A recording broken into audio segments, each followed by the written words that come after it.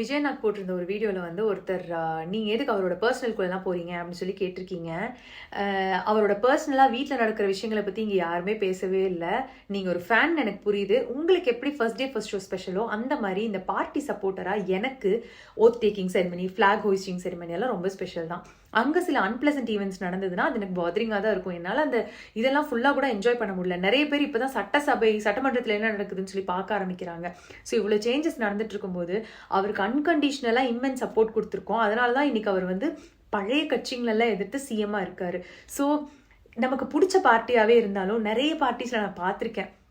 பச்சையா தப்புன்னு தெரிஞ்சாலும் அவங்க பிளைண்டா சப்போர்ட் பண்ணுவாங்க. அதெல்லாம் இல்லையேன்னு முட்டு கொடுப்பாங்க. நம்ம அந்த மாதிரி பண்ண வேண்டாம். தப்புனா தப்புன்னு சொல்லலாம். அதுல எந்த பிரச்சனையும் கிடையாது. அதுக்காக தான் நம்ம இவரை தேர்ந்தெடுத்திருக்கோமே.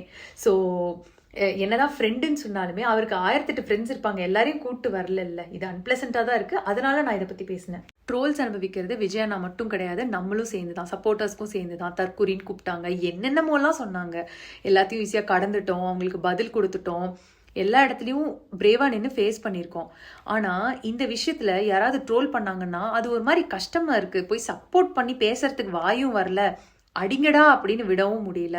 ஸோ எங்கன்னா கன்சிடர் பண்ணார்னா நம்ம பார்ட்டிக்கு அது நல்லது, நம்ம ஃப்யூச்சருக்கு அது நல்லது. ஏன்னா இது எங்கே கொண்டு வந்து போய் விடும்னு தெரியல.